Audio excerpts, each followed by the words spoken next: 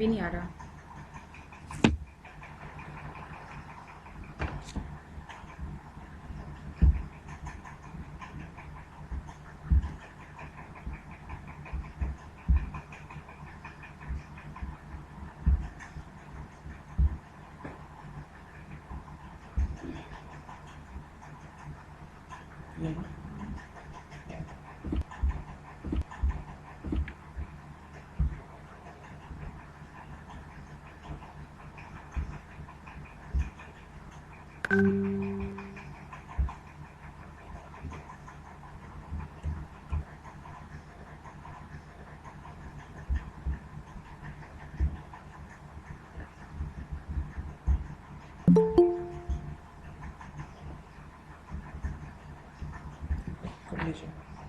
इसे रिकॉर्ड हो रहा है ना?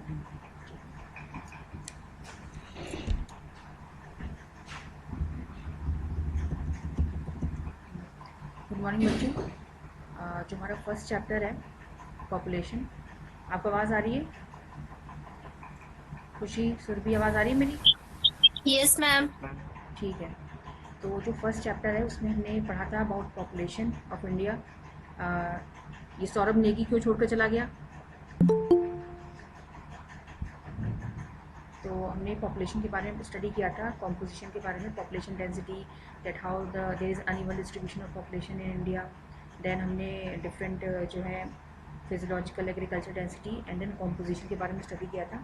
तो मैंने कल आपको 2 वीडियोस भेजे थे अबाउट लिंग्विस्टिक जो ग्रुप्स हैं आपके, एंड देन उससे पहले क्या भेजा था? लिटरेसी का था या क्या था? तो मैंने कौन सी 2 वीडियोस भेजी थी? एक लैंग्वेज की भेजी थी और उससे पहले एक और जो टॉपिक पे है, जो हमारा पॉपुलेशन कॉम्पोजिशन है, उसके ऊपर भेजा था। तो दोनों आपने पढ़ लिया होगा। अगर कोई प्रॉब्लम हो तो आप मुझसे भी एंड में पूछ सकते हो। देन उसमें देन बचा हुआ ऑक्यूपेशनल स्ट्रक्चर इंडिया का कैसा है, जो प्राइमरी, सेकेंडरी, टर्जरी उसमें कैसे लोग डिस्ट्रीब्यूटेड है, वो है एक, और एक रिलीजियस का है। ठीक है, तो वो दोनों ही मैं आपको बाद में बता दूँगी, क्योंकि दोनों स्मॉल टॉपिक्स हैं, तो वो मैं आपको वीडियो भेज कर बता दूँगी। तो आप उसको ज़रूर, ये नहीं कि आप ऐसे ही छोड़ दें, इसको आप ज़रूर पढ़ लीजिएगा। ठीक है। अब हम लोग जो है नेक्स्ट चैप्टर स्टार्ट करेंगे, that is migration, types, causes and consequences. Now, और अगर ये खत्म हो जाएगा टाइम से तो हम दूसरा जो हमारे 2 टॉपिक्स छोटे से बच्चे उनको भी हम कवर कर लेंगे, क्योंकि इतना ज़्यादा नहीं है। तो नेक्स्ट टॉपिक हमारा migration, types, causes and consequences. Already we have studied about migration in the first book. So migration is बहुत ही सिंपल टर्म्स में, it is the movement of people from one place to another. And जो आपका migration है, प्रवास जिसे हम हिंदी में कहते हैं, इट कैन बी टेम्परेरी और it can be permanent also. लोग कुछ समय के लिए भी जाते हैं, माइग्रेट करते हैं, और कुछ कभी कभी और हमेशा के लिए भी लोग माइग्रेट कर जाते हैं। तो ये 2 तरह के आपके माइग्रेशंस होते हैं। ये देखिए इसमें क्या लिखा हुआ है, Ram Babu working as an engineer in Bhilai steel plant Chhattisgarh was born in a small village of district Bhojpur Bihar. ठीक है।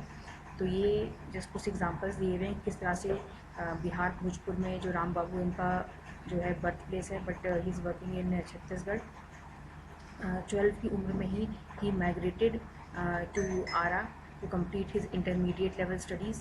He went to Sindri, Jharkhand for his engineering degree and he got his job at Bhilai. मतलब वो पढ़ने कहीं और गया, उसके जो स्कूल एजुकेशन कहीं और की है, इंजीनियरिंग कॉलेज स्टडीज़ ने कहीं और की, और भिलाई में उसको job milli. Now his parents were illiterate and the only source of their livelihood was income from agriculture. They spent their whole life in that village. लेकिन उसके जो पेरेंट्स थे वो फार्मर्स थे, और उनकी जो पूरा सोर्स ऑफ उनका इनकम था वो एग्रीकल्चर था। तो वो उनकी लाइफ जो है हमेशा विलेज में ही रही, वो कभी बाहर माइग्रेट नहीं हुए। ठीक है। तो इस तरह से आपने माइग्रेशन बहुत बार सुना होगा कि आपके घर से आपके फादर जो है वो माइग्रेट करते हैं। अगर वो मॉर्निंग में गए और इवनिंग में आ गए तो वो बहुत ही शॉर्ट टर्म का माइग्रेशन होता है। लेकिन अगर कोई जाके यहाँ से परमानेंटली कहीं और जाके सेटल हो गया फॉर एजुकेशन या फॉर एम्प्लॉयमेंट पर्पज़ के लिए, एजुकेशन के लिए तो लोग टेम्परेरी जाते हैं, लेकिन अगर एम्प्लॉयमेंट के लिए कहीं जा रहे हैं तो बहुत ज़्यादा चांसेस होते हैं कि वो परमानेंटली वहीं जाके सेटल हो जाएंगे। तो बहुत डिफरेंट टाइप्स की माइग्रेशन होते हैं। दैन इंटरनेशनल, एक होता है नेशनल माइग्रेशन, एक होता है इंटरनेशनल माइग्रेशन। नेशनल जो हमारे देश के अंदर होता है कि हम जो है ऋषिकेश से हम दिल्ली जा रहे हैं या मुंबई जा रहे हैं फॉर एम्प्लॉयमेंट अपॉर्चुनिटीज़ और फॉर एजुकेशन, तो वो हमारा नेशनल माइग्रेशन हो गया। अगर हम यूएसए जा रहे हैं, हम किसी यूरोपियन कंट्री में जा रहे हैं एजुकेशन के लिए या फिर एम्प्लॉयमेंट के लिए, तो फिर वो हमारा इंटरनेशनल माइग्रेशन हो जाता है, ठीक है। और इनके अपने अपने डिफरेंट इनके कॉन्सिक्वेंसेस होते हैं। कॉन्सिक्वेंसेस मतलब इफ़ेक्ट। जब हम माइग्रेट करते हैं, एक जगह को छोड़ के दूसरी जगह पे जाते हैं, तो उसके डिफरेंट इफ़ेक्ट्स भी होते हैं, ठीक है। अब नेक्स्ट पैराग्राफ में हम देखिए, Ram Babu has 3 children who got their education up to the intermediate level at Bhilai, ठीक है, and then move to different places for higher education. उसके 3 बच्चे थे जिन्होंने भिलाई में एजुकेशन प्राप्त की, लेकिन वो फिर हायर स्टडी के लिए डिफरेंट जगह पे मूव कर गए। एक जो था वो इलाहाबाद चला गया, दूसरा Mumbai, and studied at Allahabad and Mumbai and is presently working in Delhi as a scientist. उसका एक बच्चा इलाहाबाद और मुंबई में पढ़ा और फिर अभी दिल्ली में एज ए साइंटिस्ट काम कर रहा है। जो दूसरा है, उसने higher education from different universities in India में उसने अपनी एजुकेशन रिसीव की, but now presently he is working in USA. और जो तीसरा बच्चा है वो जो है अपनी एजुकेशन पूरी करके सूरत में जो है शादी के बाद उसकी बेटी वहाँ पे सेटल हो गई है। तो ये देख सकते हैं आप कि बहुत ही रेयर ऐसा होता है कि मतलब कोई भी आदमी अपनी पूरी लाइफ एक जगह काट दे। स्पेशली उसको जो अगर बच्चे होंगे और लड़कियाँ स्पेशली जो होती हैं वो क्यों माइग्रेट करती हैं एक जगह से दूसरी जगह, उसका मैक्सिमम रीज़न होता है मैरिज, ठीक है। जो मेल पॉपुलेशन माइग्रेट करती है that is because of employment and female due to marriage. तो ये एक पूरा एग्जाम्पल था कि किस तरह से लोग एक जगह से दूसरी जगह माइग्रेट करते हैं। अगर आप अपनी हिस्ट्री भी देखेंगे फैमिली की, तो आपको पता चलेगा कि शायद आप यहाँ के रहने वाले ना हो, आप कहीं और के रहने वाले हो, ठीक है, लेकिन आपके ग्रैंड पेरेंट्स और कहीं दूर के लोग यहाँ पे आके सेटल हो गए। तो ये जो चीज़ें हैं, ये जो पैराग्राफ इतना बहुत ज़रूरी नहीं है, फर्स्ट ये जो पेज है, तो आप इसकी जस्ट एक बार रीडिंग कर लीजिएगा। इसमें बेसिकली दिखाया जा रहा है कि in the census the following questions are asked on migration. जब भी सेंसस होता है तो उसमें माइग्रेशन एक बहुत ही इंपॉर्टेंट रोल प्ले करता है, क्योंकि इससे एक हमें एग्जैक्ट आइडिया मिलता है कि कौन कहाँ का रहने वाला है। तो इस तरह के क्वेश्चन आपसे पूछते हैं, is the person born in this village और टाउन, कि आपका किसी गांव से में पैदा हुए हैं या शहर में पैदा हुए हैं। If no then further information is taken on rural urban status of the place of birth. Name of district पता की जाती है, मतलब कि आपका आप भले ही दिल्ली में रह रहे हो या कहीं भी रहो, अमेरिका में कहीं भी रहो, लेकिन आपकी पैदाइश कहाँ हुई है, वो प्लेस ऑफ बर्थ आपसे ज़रूर पूछा जाता है, ठीक है। डिस्ट्रिक्ट कहाँ है, स्टेट कहाँ है, एंड इफ आप outside India the name of the country of birth. ये सारे रिकॉर्ड माइग्रेशन के लिए के बारे में पूछे जाते हैं, ठीक है।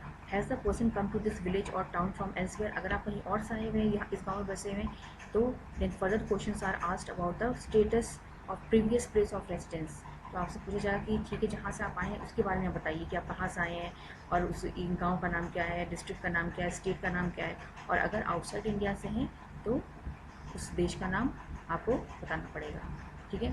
तो जहाँ भी आप रह रहे हो, अगर आप अपनी प्लेस ऑफ बर्थ में रह रहे हो तो भी आपको पूरी जानकारी देनी पड़ेगी, और कहीं और माइग्रेट करके जा रहे हो तो भी आपको अपनी प्लेस ऑफ बर्थ के बारे में जो है इंफॉर्मेशन ज़रूर देनी पड़ेगी, ठीक है। उसमें दिया हुआ है, इन the census of India migration is enumerated on 2 basis, place of birth, if the place of birth is different from the place of enumeration known as lifetime migrant। इसमें कह रहा है पहले तो आपसे वो प्लेस ऑफ बर्थ पूछते हैं और दूसरा आपसे पूछते हैं प्लेस ऑफ रेसिडेंस। तो इन दोनों ही चीज़ों का लर्न कर लीजिएगा कि सेंसस में 2 क्वेश्चन आपसे पूछा जाता है माइग्रेशन को लेके, कि आपका प्लेस ऑफ बर्थ कौन सा है और आपका प्लेस ऑफ रेसिडेंस कौन सा है। तो ये दोनों इन्फॉर्मेशन आपसे पूछी जाती है। देन नेक्स्ट टॉपिक है हमारा streams of migration. Streams of migration का मतलब है कि जो माइग्रेशन होता है वो किसी पर्टिकुलर डायरेक्शन में होता है, ठीक है। अब आप देखिए, जैसे आपको ये मिलेगा बार डायग्राम है, इसमें एक इंट्रा स्टेट का दिया हुआ माइग्रेशन और एक इंटर स्टेट माइग्रेशन दिया हुआ है। इंट्रा स्टेट मतलब विद इन अ स्टेट, अगर आप उत्तराखंड में हैं तो उत्तराखंड में ही अगर आप इधर से उधर माइग्रेट कर रहे हैं तो उसको हम कहते हैं इंट्रा स्टेट माइग्रेशन। लेकिन अगर आप one state to other state migrate कर रहे हैं तो उसे हम कहते हैं inter state migration. Inter state मतलब जैसे आप यहाँ से उत्तराखंड से आप यूपी चले गए, यूपी से आप दिल्ली चले गए, दिल्ली से आप महाराष्ट्र चले गए, तो ये हो गया आपका inter state migration from one state to the other, ठीक है। तो इसमें देखो क्या दिखा रहा है, इंटर स्टेट मतलब एक राज्य से दूसरे राज्य, ठीक है। तो इसमें बहुत सारी स्ट्रीम्स हैं, इस बारे में हम पढ़ते हैं। Streams of migration, a few facts pertaining to the internal migration and international migration।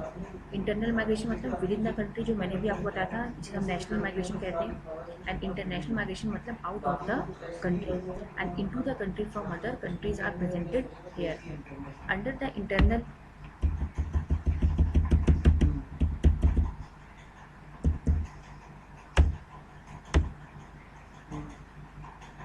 Under the internal, आगे इसके आगे का भी नीचे दिया हुआ है।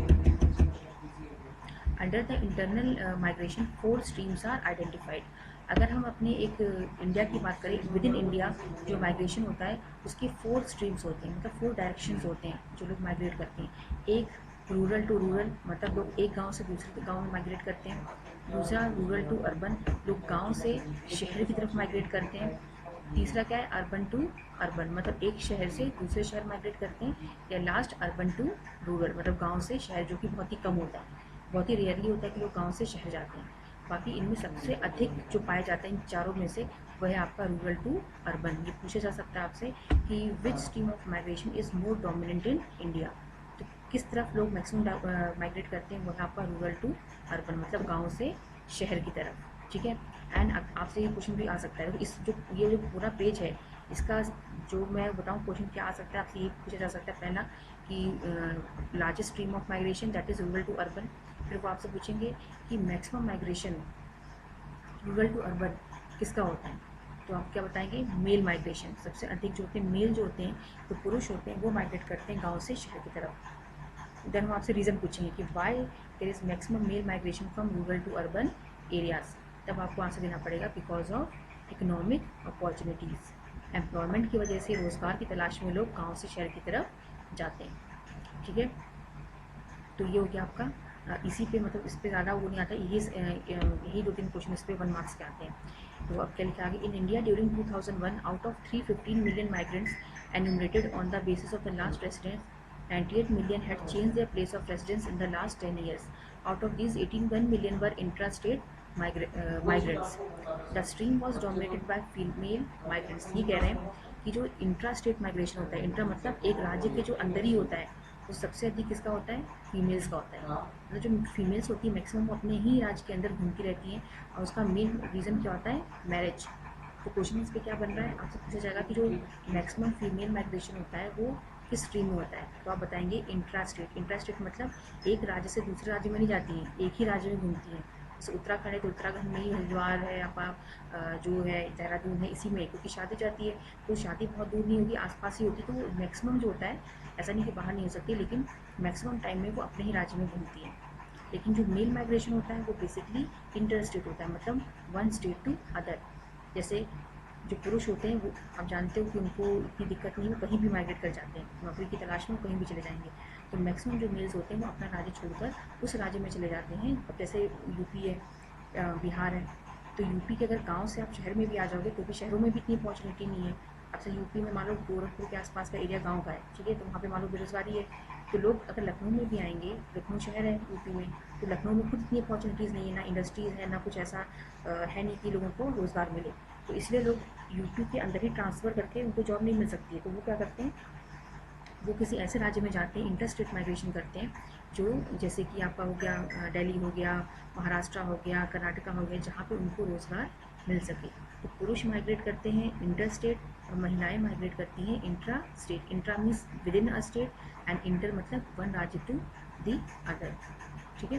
तो ये जो पूरा है आप इसको देख लीजिएगा, इसी पे बेस्ड क्वेश्चन आते हैं।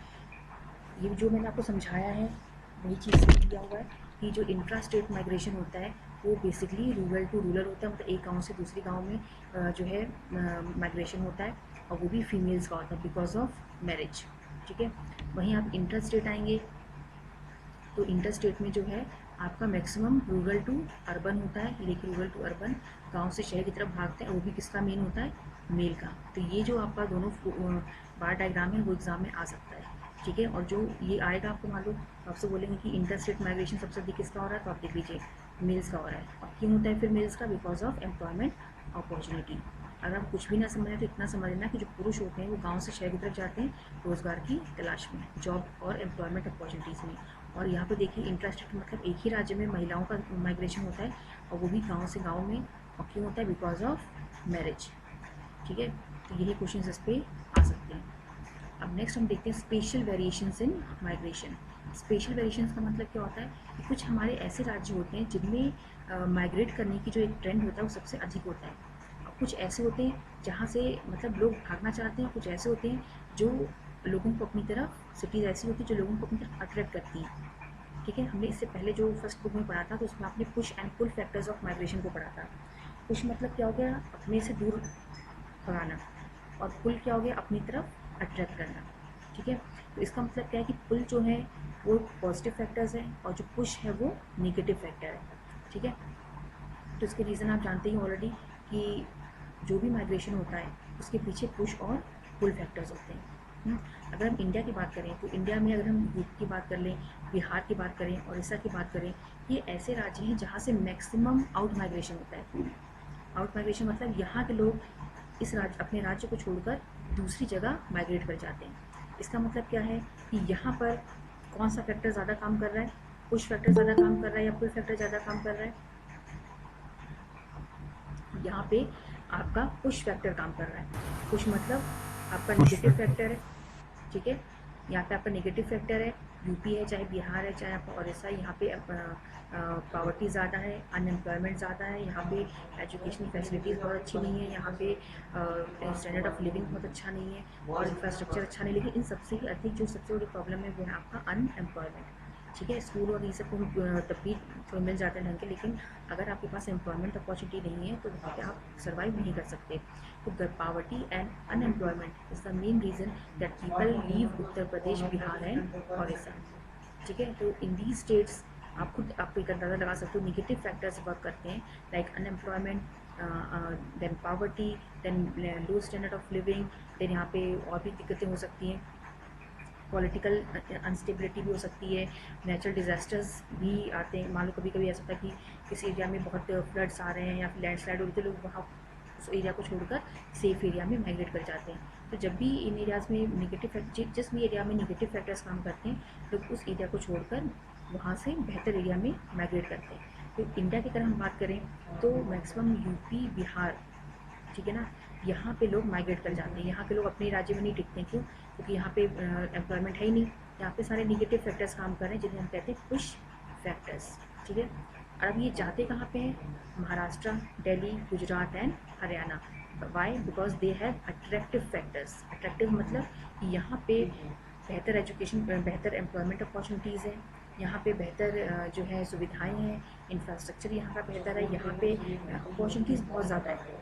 ठीक है, एजुकेशन अच्छी है यहाँ पे, और या फिर और भी चीज़ें आप ले लीजिए, health and sanitation facilities, housing facilities, यहाँ पे सब कुछ बेहतर है। और इन सबसे ऊपर बढ़ के आपका एम्प्लॉयमेंट अपॉर्चुनिटी है।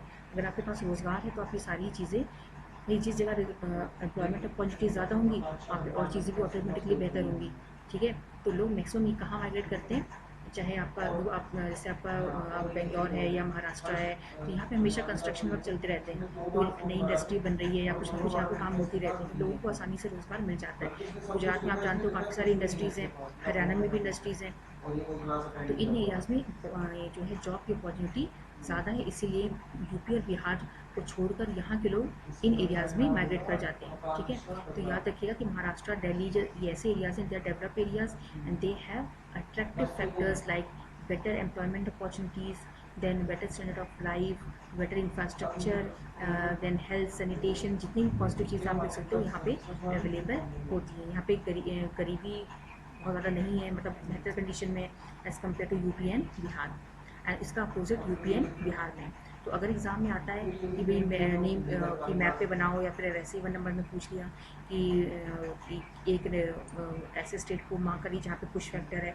पुश फैक्टर मतलब निगेटिव, और पुल फैक्टर मतलब पॉजिटिव। आपको सोच लिया पुल कर रहा है, अपनी तरफ अट्रैक्ट कर रहा है, मतलब पॉजिटिव फैक्टर है। पुश फैक्टर मतलब कि वहाँ पे गलत नेगेटिव फैक्टर है, लेकिन तो अपने आप से दूर धकेल रहा है उसको, जैसे यूपी एंड बिहार। ठीक है, then Maharashtra occupied first place in the list with 2.3 million net in migrants. मतलब अगर हम इन माइग्रेशन की बात करें, जहाँ पे सबसे अधिक लोग जाते हैं वो है महाराष्ट्र। ठीक है, हर साल वहाँ पे देखो लिखा हुआ है कि 2.3 मिलियन लोग वहाँ पर पहुँचते हैं। तो महाराष्ट्र हो गया। सेकंड नंबर पे आता है आपका Delhi, then Gujarat and then Haryana. तो महाराष्ट्र में सबसे अधिक लोग माइग्रेट करके जाते हैं क्योंकि उन्हें लगता है कि वहाँ पे हमें जॉब मिल सकता है। ऑन द अदर हैंड सबसे अधिक लोग अगर किसी राज्य को छोड़ के चले जाते हैं, अपने राज्य को छोड़ के जाते हैं, तो वो है उत्तर प्रदेश। वहाँ पे एक माइनस होता है, -2.6 मिलियन लोग वहाँ पे छोड़कर चले जाते हैं। ठीक है, एंड देन दूसरे नंबर पे है आपका बिहार विद 1.7, यहाँ पे ओडिशा नहीं लिखा हुआ है बट ओडिशा भी इसमें काफ़ी आगे है, ठीक है, बिकॉज ये तीनों ही राज्य काफ़ी करीब हैं, यहाँ पे एम्प्लॉयमेंट अपॉर्चुनिटीज़ नहीं है। तो इस चीज़ पे बना के अगर कोई क्वेश्चन आएगा तो आप लिख लीजिएगा कि कोई राज्य ऐसा होता है जहाँ पे सबसे अधिक इन आउट माइग्रेशन है, या सबसे जहाँ पे इन माइग्रेशन है, और कौन सा राज्य है और क्यों है ऐसा। ये सारी चीज़ें आपको पता होनी चाहिए। इन माइग्रेशन कहाँ पे हो रहा है सबसे अधिक? महाराष्ट्र में। आउट माइग्रेशन सबसे अधिक कहाँ हो रहा है? उत्तर प्रदेश में। क्या है प्रॉब्लम उत्तर प्रदेश में? अनएम्प्लॉयमेंट। महाराष्ट्र में क्या पॉजिटिव चीज़ है? एम्प्लॉयमेंट अपॉर्चुनिटीज़ इज मोर, ठीक है। तो इस तरह से आपको लिखना है। अगर बार डायग्राम दे दें या कुछ भी दे दें, अगर आपको बार डायग्राम भी नहीं समझ में आ रहा है तो भी आप अपना एक दिमाग लगा सकते हो कि क्या पढ़ाया आपने, कि माइग्रेशन कहाँ अधिक होता है, कहाँ कम होता है। Then among the urban agglomeration, अगर हम अर्बन एग्लोमरेशन की बात करें तो हमारे भारत में जो सबसे बड़ा शहर है, बड़ा सिटी है, जो पहले स्मॉल थे लेकिन अब ग्रो करते करते उसके आसपास के एरियाज़ भी इतने डेवलप हो गए हैं कि अब वो एक अर्बन एग्लोमरेशन बन गया है, वो है आपका ग्रेटर मुंबई। क्योंकि मुंबई के आसपास जो पूना है, उसके आसपास नासिक है, ये जितने भी शहर हैं ये अब मुंबई के अंडर में आ चुके हैं, और इनको अब कलेक्टिवली क्या कहा जाता है? ग्रेटर मुंबई। और ये सबसे बड़ा शहर है। It receive the highest number of in migrants. तो मुंबई पहले अकेला शहर था, लेकिन जब से ये स्मॉल सिटीज़ इसके आसपास आके मिल गई हैं तो ये पूरा एक हब बन गया, जिसको हम कहते हैं greater Mumbai. Intra state migrants constitute the largest share in it, मतलब जो ग्रेटर मुंबई में मैक्सिमम माइग्रेंट्स कहाँ से आते हैं? इंट्रा स्टेट्स, ठीक है। इंट्रा मतलब कि महाराष्ट्र के जो अन्य हिस्से हैं वहाँ से सबसे अधिक लोग मुंबई में आते हैं, मतलब बाहर से तो आते ही हैं, यूपी बिहार यहाँ से जाते हैं, लेकिन उनकी संख्या थोड़ी कम है। जो महाराष्ट्र के ही अंदर के, जैसे भाई महाराष्ट्र में और भी तो शहर हैं लेकिन बहुत ज़्यादा डेवलप नहीं है एज़ कम्पेयर टू मुंबई, ठीक है। तो जैसे मान लो कोल्हापुर है, शोलापुर है, और भी बहुत सारे राज्य हैं, ठाणे है, तो ये ठाणे तो शायद मुंबई के पास ही है। तो लेकिन जो उससे दूर शहर है लेकिन जो बहुत ही डेवलप नहीं है, तो वहाँ से भी लोग मुंबई की तरफ आते हैं और सेटल हो गए हैं, जिससे कि पूरा एरिया ग्रेटर मुंबई में डेवलप हो गया है, ठीक है। इसको हम कहते हैं the largest urban agglomeration of India. इसकी जनसंख्या 20 मिलियन है, 20 मिलियन। ये मैप में भी आ सकता है कि mark the largest city of India, और मार्क करेंगे greater Mumbai with the population of 20 million. 20 million population है यहाँ की, ठीक है। तो अब नेक्स्ट आते हैं। देखिए एक ही आपका डायग्राम दिया होगा मैम। हाँ मैम ग्रेटर मुंबई में कितने स्टेट आते हैं? ग्रेटर मुंबई कितने स्टेट्स आते हैं? तो ग्रेटर मुंबई महाराष्ट्र में है, ठीक है। महाराष्ट्र एक राज्य है, स्टेट है, उसमें एक सिटी है जिसका नाम है मुंबई। मैम वो महाराष्ट्र में है? मुंबई महाराष्ट्र में नहीं है बेटा। मुंबई जो है, मैम मुंबई मतलब जैसे आपने कहा ना ग्रेटर मुंबई, मैंने भी सुनो, मैं बता रही हूँ ना कि जो महाराष्ट्र में है सिटी मुंबई, आपने मुंबई सुना होगा, बहुत फेमस सिटी है, ठीक है। तो यहाँ पे लोगों को लगता है कि यहाँ पे एम्प्लॉयमेंट अपॉर्चुनिटीज़ बहुत ज़्यादा है, रोज़गार ज़्यादा है यहाँ पे। तो यहाँ के खुद में महाराष्ट्र के आसपास जो और स्टेट्स हैं वहाँ के लोग भी मुंबई में आके बसना शुरू हो गए। तो मुंबई में तो अब जगह है नहीं, तो उसके आसपास के जो शहर हैं जैसे नासिक हो गया, जो पूना भी इसके अंडर में आ रहा है, ठीक है। तो ये जो छोटे मोटे शहर थे मुंबई के आसपास, वहाँ पे भी अब जनसंख्या बढ़ती जा रही है, ठीक है। तो अब इन सारे ही को जब हम टोटल करते तो उसको हमने नाम क्या दे दिया? ग्रेटर मुंबई, ठीक है। अब जैसे फॉर एग्जांपल मैं बताऊँ, देहरादून है, ठीक है। देहरादून तो अभी है, लेकिन देहरादून अगर मान लो आगे चल के आज से 10-20 साल बाद जो देहरादून के आसपास की सिटीज़ है, मान लो ऋषिकेश है, हरिद्वार है ना, लेकिन हरिद्वार तो खैर काफ़ी दूर पड़ जाएगा, ऋषिकेश भी, लेकिन जो उसके आसपास और जगह होंगी जब वो भी पूरी तरह से भर जाएंगी तो उसको हम फिर कह सकते हैं कि भाई ये भी ग्रेटर देहरादून बन गया, है ना, अगर जनसंख्या बढ़ती गई तो। तो जो बड़े बड़े शहर हैं अब वो लिमिटेड नहीं रह गए। अब दिल्ली आप देखिए, बेस्ट एग्जांपल, दिल्ली को हम क्या कहते हैं? एनसीआर कहते हैं, नेशनल कैपिटल रीजन। क्योंकि दिल्ली जो मेन दिल्ली है वहाँ पे तो मतलब ना कोई ऑफिस बनाने की जगह है, ना तो आप वहाँ पे कोई इंडस्ट्री लगा सकते हो। इंडस्ट्री मतलब ऐसी इंडस्ट्री जो वहाँ पर लगती भी नहीं है, बेसिकली वहाँ पे जो गवर्नमेंट ऑफिस है वहीं है, और ग्रीन इंडस्ट्रीज़ है वहाँ पे। तो लेकिन अब देखो उसके पास आज सोनीपत है, चाहे गुड़गांव है, चाहे नोएडा है ना, तो ये मेरठ है, ये सारे जो एरियाज़ हैं ये सारे के सारे अब कलेक्टिवली हम इसको क्या कहते हैं? नेशनल कैपिटल रीजन, ठीक है ना। तो जैसे ग्रेटर मुंबई है वैसे ही आपका नेशनल कैपिटल रीजन दिल्ली है, लेकिन उसमें मेन शहर कौन सा है? दिल्ली। और लेकिन दिल्ली की वजह से ये सारे आसपास के एरियाज भी डेवलप हो गए, यस मैम। ठीक है ना। तो हो गया आपका एनसीआर। तो greater Mumbai with 20 million population is the first most developed city of India. हाँ, तो मैं आपको बताती कि मैक्सिमम जो हमारे देश में माइग्रेशन हुआ है वो किसका हुआ है, फ्रॉम बांग्लादेश। आपसे पूछ सकते हैं एग्जाम में कि भाई सबसे अधिक इन माइग्रेशन हमारे देश में किस कंट्री से हुआ, नेबरिंग कंट्रीज, तो वो कौन सी कंट्री से हुआ है, तो वो 59.8% 100 में से बांग्लादेश में रह रहे हैं, रेफ्यूजीज रह रहे हैं, रेफ्यूजीज रह रहे हैं, रेफ्यूजीज रह रहे हैं, रेफ्यूजीज रह रहे हैं, रेफ्यूजीज रह रहे हैं, रेफ्यूजीज रह रहे हैं, और अब तो कई तो इंडियन सिटीजनशिप उनको मिल चुकी है। ठीक है, तो सबसे अधिक बांग्लादेशी इंडिया में आके रह रहे हैं, इलीगली और लीगली। इलीगली बेसिकली रह रहे हैं। दूसरे नंबर पे पाकिस्तानी 19.3, ठीक है, then Nepal and then Sri Lanka. तो मैक्सिमम बांग्लादेशी रहते हैं, then Pakistan and then Nepal, यहाँ के लोग रहते हैं। नाउ कॉजेज ऑफ माइग्रेशन, ये मैंने आपको ऑलरेडी बता दिया है कि जो माइग्रेशन जो होता है, प्रवास जो होता है, वो उसके दो फैक्टर्स होते हैं, push factor and pull factors. Exam में आ सकता है कि पुश डिस्क्राइब द, ऐसे भी आ सकता है कि discuss two cluster of factors of migration. तो आप पुश एंड पुल समझ जाएंगे, और कुछ नहीं भी बोलेंगे तो भी आपको पुश और पुल के अंदर ही लिखना है। एक डायग्राम बना के आप लिख सकते हो कि पुश मतलब बाहर की तरफ एरो दिखाओगे और पुल मतलब अंदर की तरफ एरो दिखाओगे। पुश फैक्टर मतलब these cause people to leave their place of residence और ऑरिजिन। ठीक है, पुश मैंने आपको बताया था, these are negative factors and they force people to leave their place of residence. वो जहाँ रहते हैं उसको छोड़कर जाने के लिए वो लोगों को फोर्स करता है, क्योंकि वहाँ पे कौन से फैक्टर्स काम कर रहे हैं, निगेटिव फैक्टर्स। पुल फैक्टर्स कौन से होते हैं, they are positive factors and they attract people from different places towards them because they have some favourable factors to live. ठीक है, in India people migrate from rural to urban areas mainly due to poverty. अब लोग गांव छोड़ के शहर की तरफ क्यों जाते हैं, क्योंकि गांव में क्या प्रॉब्लम है, पुश फैक्टर है। गांव में क्या, कौन सा फैक्टर काम कर रहा है, पुश फैक्टर। ठीक है, जैसे गांव में गरीबी है, high population pressure on land है, लैक ऑफ बेसिक इंफ्रास्ट्रक्चर है, ताकि वहाँ पे हॉस्पिटल्स बेहतर नहीं है, एजुकेशन बेहतर नहीं है, एम्प्लॉयमेंट अपॉर्चुनिटीज़ नहीं है। ठीक है, देन अदर कुछ फैक्टर्स भी हो सकते हैं, फ्लड, ड्रॉट, सूखा पड़ जाता है, साइक्लोन, स्टॉर्म्स, अर्थक्वेक, ये कुछ नेचुरल डिजास्टर्स हैं जो लोगों को फोर्स करते हैं कि वो अपनी जगह को छोड़कर कहीं और चले जाएं। देन हमारे पुल फैक्टर्स कौन से होते हैं, ये वही चीज़ है, आप इसको थोड़ा सा बेहतर समझ लीजिएगा। On the other hand there are pull factors which attract people from rural areas to cities.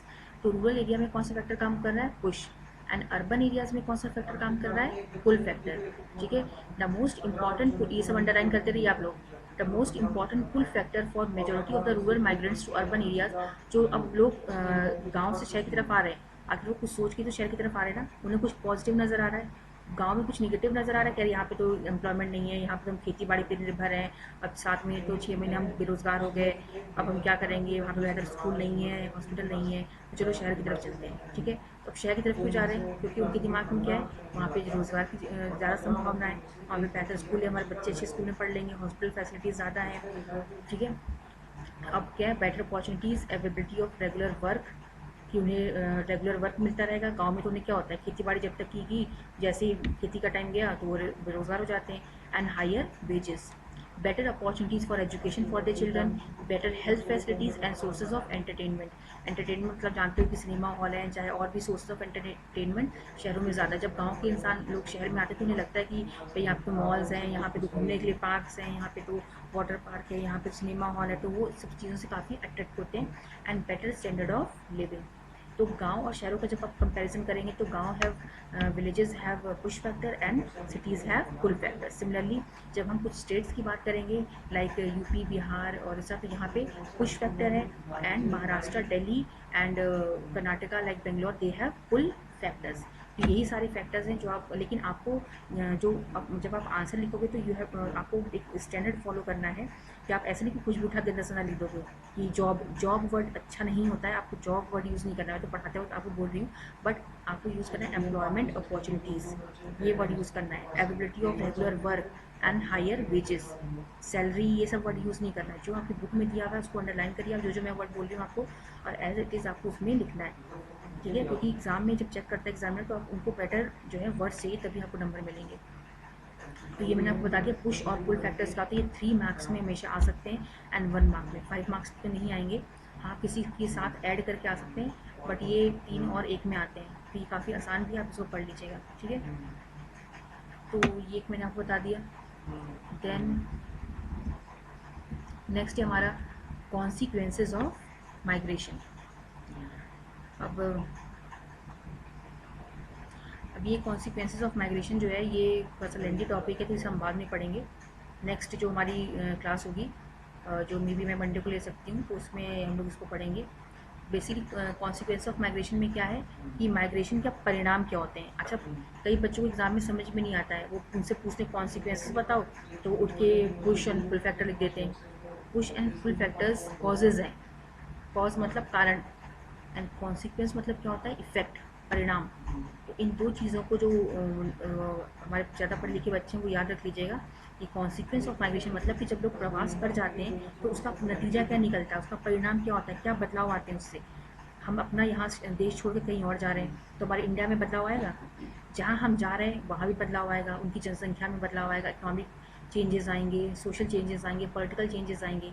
तो अब हम आगे चल के जो है अब नेक्स्ट क्लास में हम कॉन्सिक्वेंसेज ऑफ माइग्रेशन पढ़ेंगे। ठीक है, तो आपको अगर कुछ क्वेश्चन पूछना तो आप पूछ सकते हैं। और सारे बच्चों ने यस मैम जो भी है प्रेजेंट अपना लिख दिया होगा। एक बार मैं आपकी अटेंडेंस ले लूँ। हाँ, सारे बच्चों को मेरी आवाज़ आ रही है, बट ध्यान से सुन लेना क्योंकि मुझे अटेंडेंस बहुत कम बच्चों की मिली है। Yes, ma'am. एक मिनट, आयुषी का हो गया, सपना रावत है, सपना रावत, Yes, ma'am. विकास रावत, Yes, ma'am. शुभम, शुभम। ये लड़का कोई क्लास अटेंड नहीं करता, ये किसी को पता ही कहाँ पर है?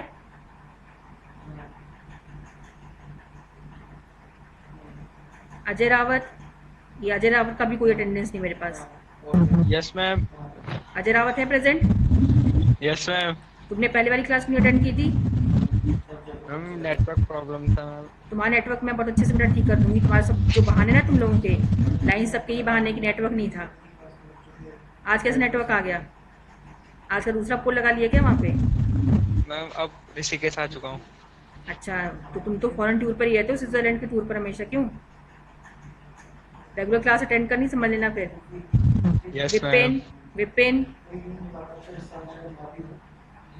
विपिन,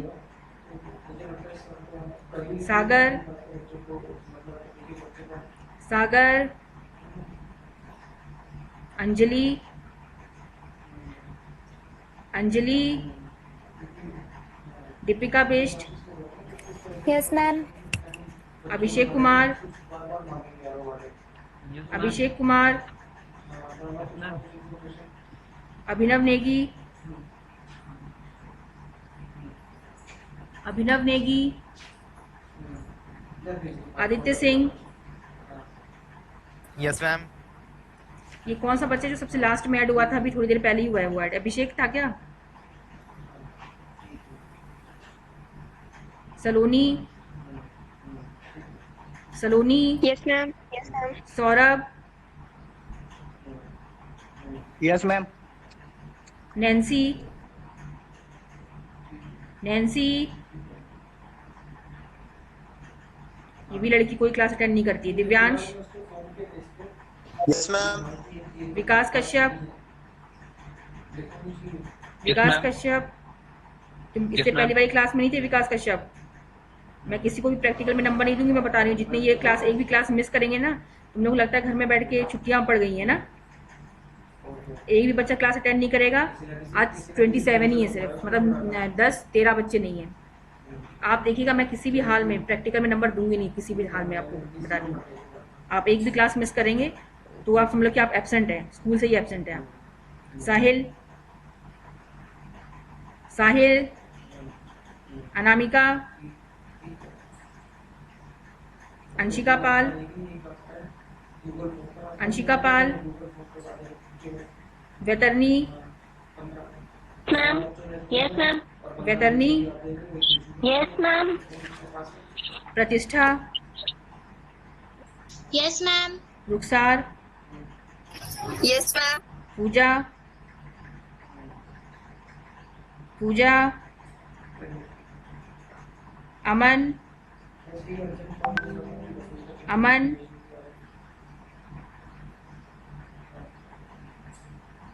अमन, गौरव नौटियाल, गौरव नौटियाल, ये पूजा नहीं है, अमन शर्मा, गौरव नौटियाल जो भाग गए, लेफ्ट कर दिया तो फिर उनका भी अटेंडेंस नहीं लगेगी। साहिल सिंह, साहिल सिंह, प्रियांशु, शिवम पाल, शिवम पाल, सौरभ नेगी, सौरभ नेगी, 1 2 3 4 5 6 7 8 9 10 10 11 12 13 14 15 16 17 18, ये सिर्फ 18 ही लोगों की अटेंडेंस लगी है, इसमें 27 दिखा रहा है। मैम खुशी कुशवाहा। तुम्हारा तो लगा हुआ है ना पहले से ही, इसका लगा हुआ है। मैम 3 4 5 6 7 8 9 10 11 12 13 14 15 16 17 18, 18 की अटेंडेंस लगी हुई यहाँ पे, बाकी बोल ही नहीं रहे। मैम वसुधा। वसुधा तुम्हारी लगी हुई है ना, ये अमन भी तो शायद ऐड हुआ था, अमन बोल नहीं रहा है। मैम विकास रावत।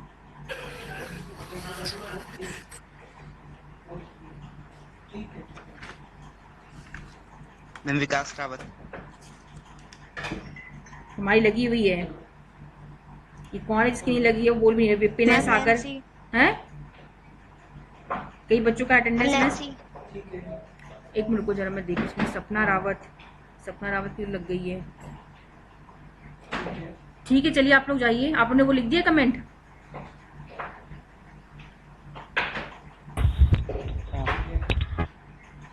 हेलो,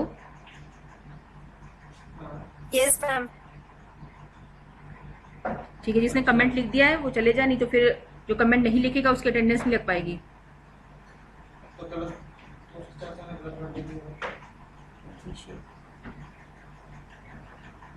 और सुनो बच्चों, वहां पे भी अपनी अटेंडेंस मार्क कर देना, अभी के भी जाके मार्क कर दो गूगल क्लासरूम में, ठीक है? Yes ma'am. ठीक है चलो, थैंक यू। आप लोग इसमें से डिस्कनेक्ट हो सकते हैं। हाँ बोलो। मैम एग्लोमिनेशन मतलब क्या होता है?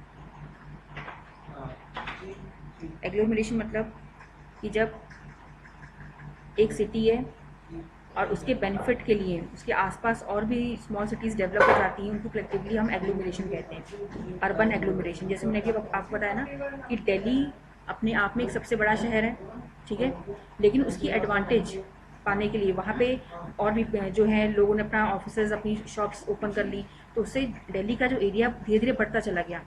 अब आज के टाइम में ये हालत है कि उसके आसपास बहुत सारे छोटे छोटे शहर स्टैब्लिश हो गए, लाइक सोनीपत है, चाहे आप गुड़गांव है, मैंने आपको बताया नोएडा है, ठीक है, ये शहर पहले नहीं थे, अब इनको डेवलप किया गया है, तो ताकि दिल्ली में इतना जो है भीड़ भाड़ ना हो, उसकी चीज़ों को, ऑफिस को शिफ्ट किया गया इन एरियाज़ में। तो इनको जब हम कलेक्टिवली यूज़ करते हैं तो इसको हम एनसीआर कहते हैं। तो ये हमारा क्या हो गया, अर्बन एग्लोमरेशन हो गया, ठीक है। जब एक शहर जो है उसका एडवांटेज की वजह से और शहर उसके आसपास डेवलप हो जाते हैं और वो बड़े शहर में डेवलप हो जाता है, तो उसे हम एनसीआर कहते हैं, सॉरी अर्बन एग्लोमरेशन कहते हैं। सेम विद आपका वो भी है जो मैंने आपको मुंबई का बताया, ग्रेटर मुंबई। मुंबई अपने आप में स्मॉल है, लेकिन उसके आसपास जो वो है जो नासिक है, चाहे आपका पुणे है, ये सब अब कलेक्टिवली एक साथ मिल गए हैं, एक बहुत बड़े शहर में डेवलप हो गया है, तो उसको हम कहते हैं greater Mumbai. So it is a urban agglomeration. Urban means जो नगर होते हैं। सरिता कठैत कौन है ये? मैम वैतरणी कठैत है मैम, वो मेरी मम्मी के नेम से है। ठीक है, तुम्हारा तो मैंने मार्क कर दिया है। ये अनामिका है क्या? कोमल का लगा हुआ है, कोमल का लगा हुआ है। अब इसका नहीं लगा हुआ है, फिर आप कुछ जानिएगा। और 11 बच्चों ने लिख के दिया है, यस प्रेजेंट जो है 11 बच्चों ने लिख कर दिया है बस। ये पूजा पता नहीं है कि नहीं, इसने भी नहीं लिखा है।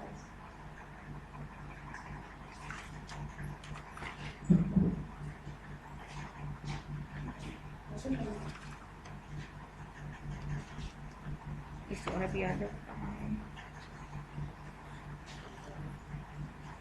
बच्चों अपनी अटेंडेंस मार्क कर देना गूगल क्लासरूम पे, ठीक है? चलिए थैंक यू, आप लोग जा सकते हैं। Thank you ma'am. ठीक है। ये बेटा अमन है क्या? अमन बोल ही नहीं रहा है।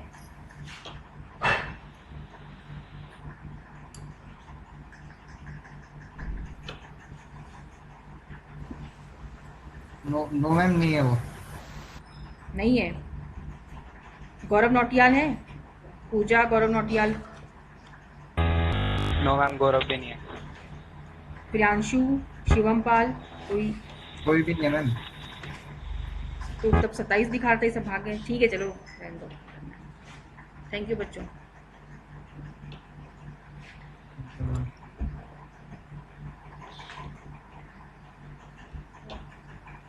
फटीक से रॉक किसका है? Oh shit.